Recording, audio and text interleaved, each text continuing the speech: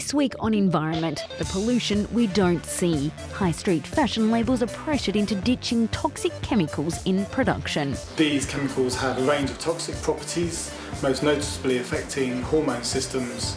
What's the most hazardous room in a home? We ask an expert to reveal some of the most unlikely danger zones. Without wanting to frighten you, a child's bedroom is always the room the least healthy. And going public on air pollution. Chinese authorities agree to improve the way they measure particles in the atmosphere. In China, we lag very far behind the air quality standards of the US and of Europe.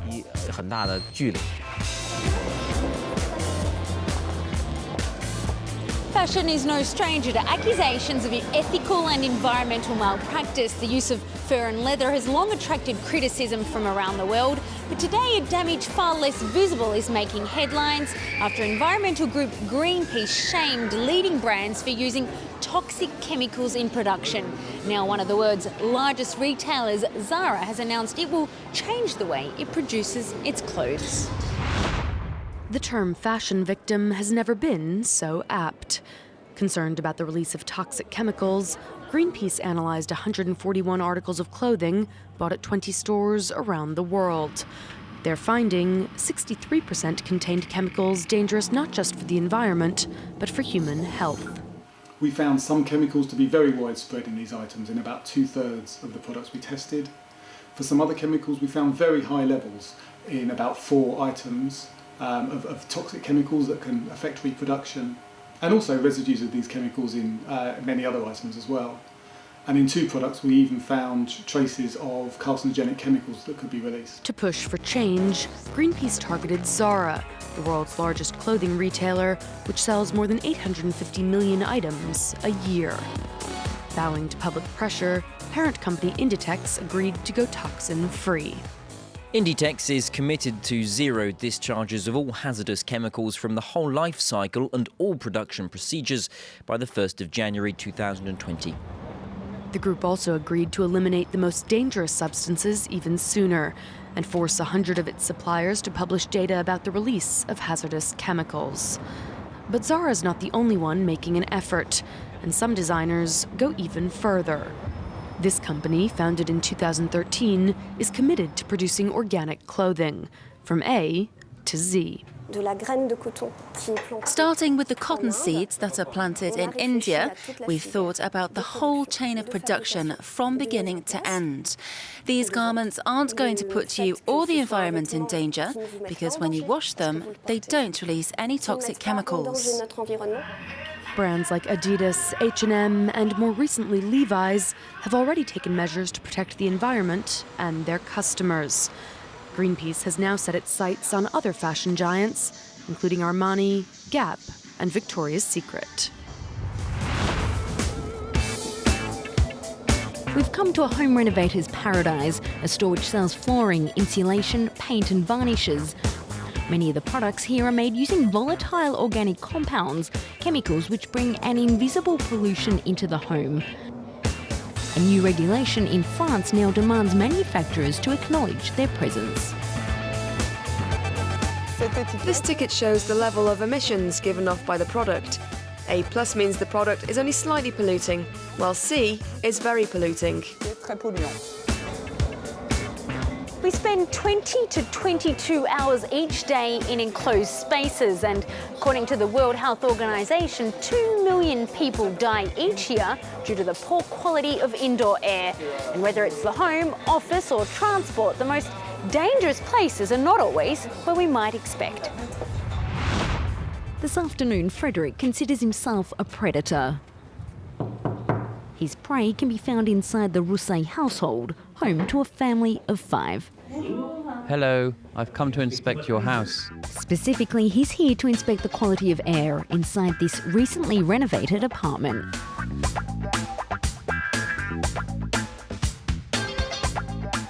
The most important thing in a house is that the air circulates. It's very hot in your bathroom. The hotter it is, the more humid the air. And the more humid the air, the more polluted it is.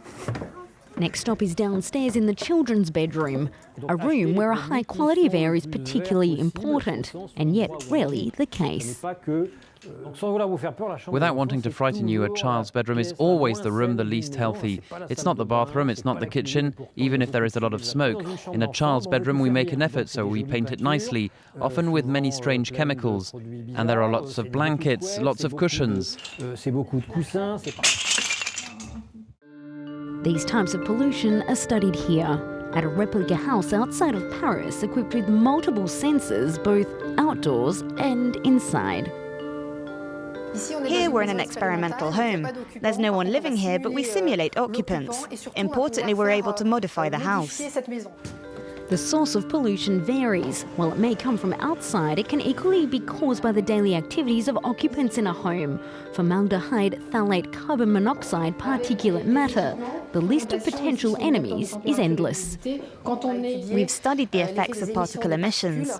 To do that, we cook, for example, a steak, we light candles, we also use cigarettes, and see how this material is circulated all around the house. These measurements are studied at specialised laboratories. Marjorie Graff is a microbiologist with a specialty in mould, present in 1/3 of French households. These fungi emit gases that pose a risk to our health. What we're most at risk of inhaling is invisible. These fungal particles can have serious health effects, such as allergies, infections, and irritations. Research shows the level of pollution found inside is often higher than that found outside, which is particularly concerning given we spend 85% of our time indoors. A new technology could soon help. This air purifier, developed at France's prestigious École Polytechnique, has the ability to both capture polluting substances and oxidize them using an ionized gas of cold plasma. We can absolutely imagine this in all enclosed buildings or confined spaces, at one's home, work, or in public transport. It's cost €400,000 to bring the product to the market. Next year will go on sale for €1,000. It'll be up to the customers to decide whether that's a small price to pay for clean air. More than 99% of pollutant gases are invisible, including one of the most damaging, carbon monoxide from cars and trucks. The vehicles also emit fine particles, which on their own we can't see, but in large quantities are responsible for what's known as smog. The Chinese city of Beijing is one of the smoggiest in the world. Its authorities have been reluctant to publish data on this type of pollution, but have just bowed to public pressure to improve the way they monitor their air. For the last 2 years, Jing has regularly measured air pollution for his NGO Green Beagle. He usually selects children's playgrounds in the centre of Beijing, where the young and elderly alike are exposed to the fine particles that make up the city's invisible pollution. And even on a sunny day, the level of pollutants can be high. The fine particle rate is above the 0.015 annual threshold that should not be exceeded, so it is still dangerous. Even if it appears to be a nice day, there are still many things that need improving. In China, we lag very far behind the air quality standards of the US and of Europe. Like many others in China, Cheng is dissatisfied with the official measurements of pollution. At the end of 2011, while Beijing was blanketed in thick smog, the US Embassy started to publish readings from its fine particulate monitoring system. There was such an outcry on China's Twitter equivalent Weibo that authorities were forced to start publishing their own readings for the 2.5 micron pollutants, as well as the 10 micron records they were already issuing. In this tube, there's a tunnel of air keeping the pollutants bigger than 2.5 out, and retaining the particles smaller than 2.5. We then send them to this pump to collect samples. Beijing now issues small particulate pollution figures, and a national plan is now underway to publish similar measurements in 74 cities across China. Since last year, the general public has become aware of these fine particulate pollutants and how dangerous they are for human health. If the government had kept refusing to measure the smaller 2.5 micron particles, it would have gone against sound public health policy. So the government has agreed with the people's request to publish these figures. Now debate on invisible pollution is allowed, Chinese companies are also getting in on the act. Broad Group is planning on mass-producing this mobile phone that will also have the ability to measure particulate air pollution. However, some criticise what they see as corporations cashing in on public health fears, while others defend the right to do green business. There's a democracy issue in the environmental measures debate. This kind of innovative device gives more power to the people, and if companies promote empowerment by producing these devices, I don't see anything wrong with it. Now that measuring and reporting fine particulate pollution is no longer taboo, Chinese people are now awaiting the next stage, a better way of combating the problem.